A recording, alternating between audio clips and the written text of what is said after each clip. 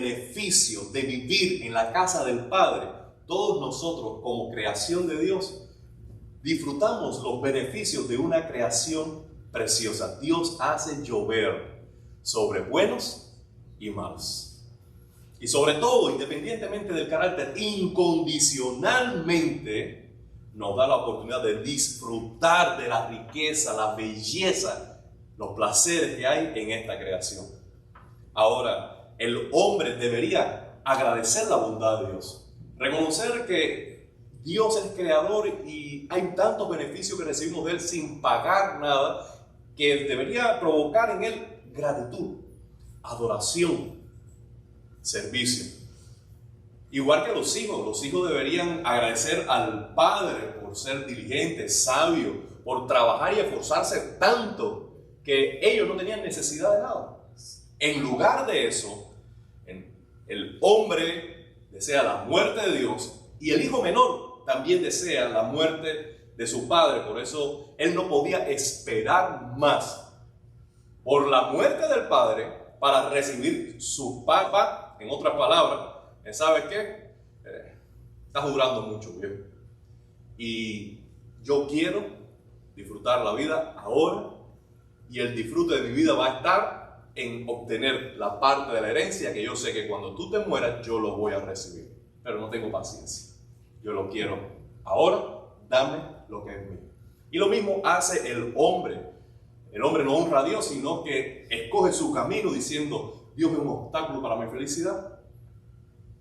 Voy a hacer mi propio camino, y sustituye al Padre por las cosas que recibe de Dios, aunque él no es consciente.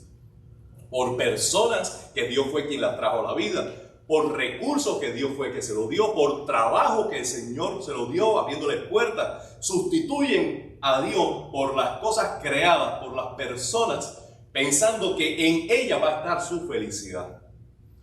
Entonces, Dios nos da la oportunidad, la libertad para escoger nuestro camino. Es el número 5. Pero el número 6, Dios no nos da la libertad para escoger las consecuencias de nuestro camino. Tú puedes ser libre de pasar la calle caminando, ahora la US 1 caminando con los ojos cerrados. Tú eres libre de hacerlo. Ahora, tú no puedes escoger si vas a ser atropellado o no. Las consecuencias en la vida no están en tus manos.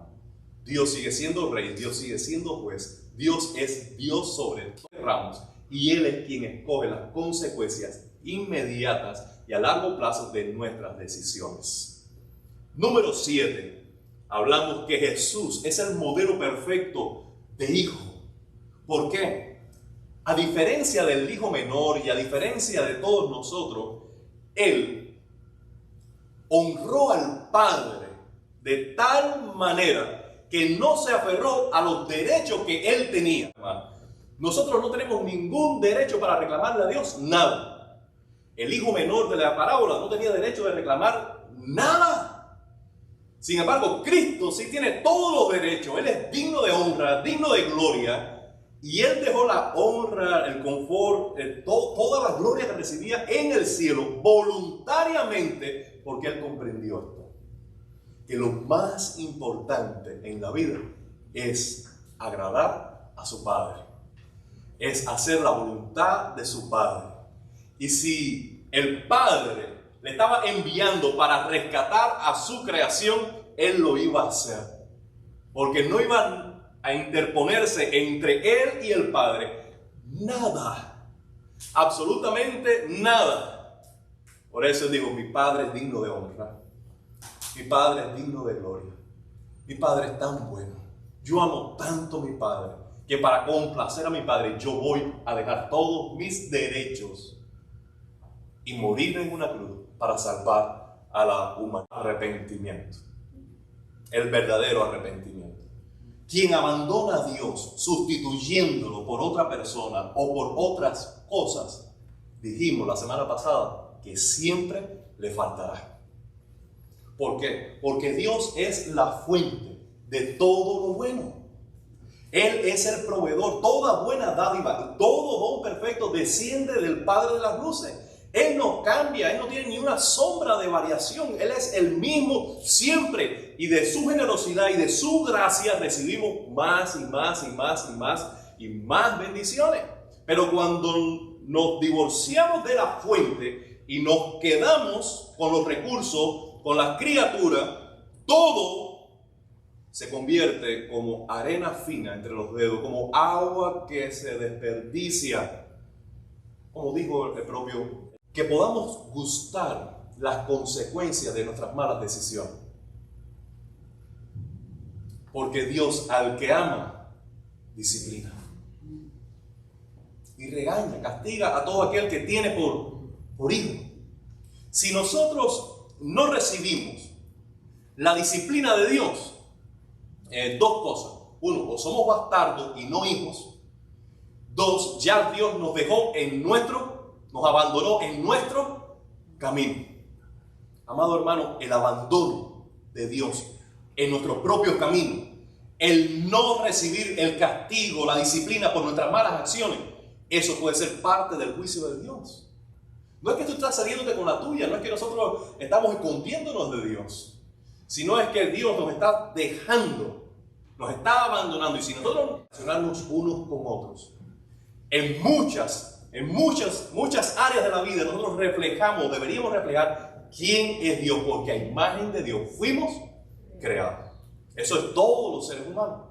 Ahora bien, nosotros que estamos en Cristo, ahora que estamos en Él, también somos creados de nuevo, somos nueva criatura y Dios está formando en nuestra alma, desde el interior, está creando en nosotros una nueva identidad para ser más como Cristo. Ahora bien, el pecado es una distorsión de la imagen de Dios en nuestro corazón. Nosotros deberíamos ser como un espejo, que al relacionarnos con otras personas, algún destello del carácter de Dios debe reflejarse en otros. Pero cuando nosotros estamos en pecado o quebrantamos la ley de Dios, es como si el espejo de nuestra vida lo fracturáramos. Después quisiéramos juntarlo y aunque quisiéramos reflejar la imagen de Dios, ¿qué sucede?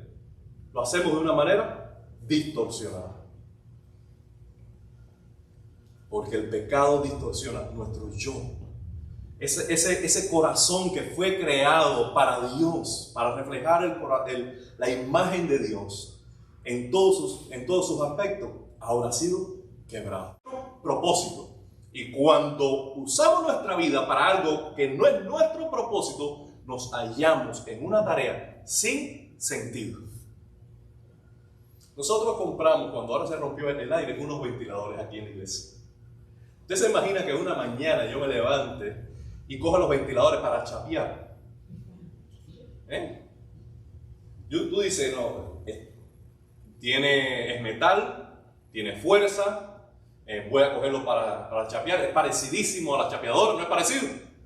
Pero ¿qué pasaría si usted me viera con un ventilador agachado chapeando así? Él se volvió loco. ¿Por qué? Porque no tiene sentido usar algo para un propósito que no fue para el cual se creó. Amado hermano, al volver en sí, el joven se vio. Espérate, esto que estoy viviendo no tiene sentido. Si en mi casa los jornaleros comen mejor que yo siendo el hijo del dueño, paso de hambre, ¿pero qué hago yo aquí? Es como que se le abrieron los ojos, pero esto no tiene sentido. Amado hermano, en el pecado no hay propósito. En el pecado no hay prosperidad. En el pecado no va a haber paz. No hay saciedad. No hay plenitud. No hay dignidad. Cada una de estas cosas le fueron arrancadas de la vida de este joven. Y era un miserable. Diseñado, creado, nacido. Ahora su vida no tenía ningún valor ni sentido. En tercer lugar, el pecado es un estado de engaño. Y quisiera que me prestaran 5 minutos de suma atención al hablar del pecado como un estado de engaño.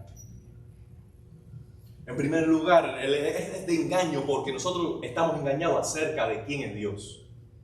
Por un lado decimos Dios no existe, o Dios no es bueno, o Dios me priva de algo bueno, o Dios no me está diciendo toda la verdad, o quizás Dios tiene otras intenciones que no he descubierto. Cuando Satanás se le acercó a Eva, vino directamente a acusar y a socavar, a destruir el fundamento de lo que creía Eva acerca de Dios. Si Dios fuera bueno, te dejara comer de ese árbol.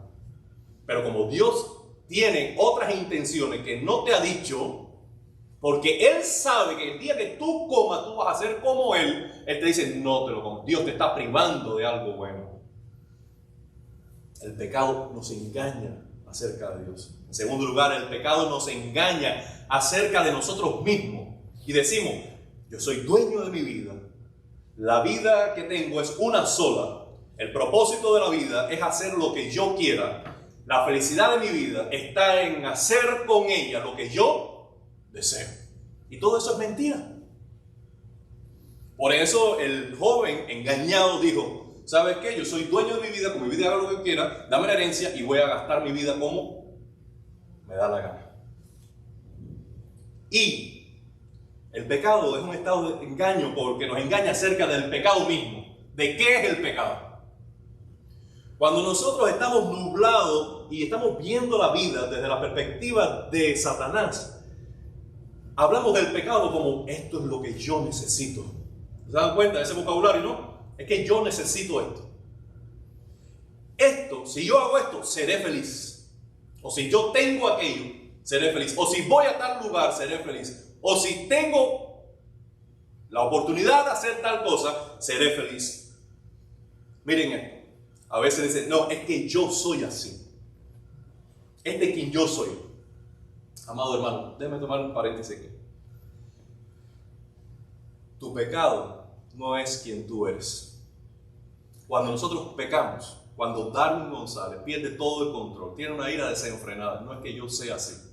Yo estoy abandonando quien debo ser para ser una versión de Darwin que no está llamado a ser. Cuando yo estoy pasando de la línea de la ley de Dios al otro lado,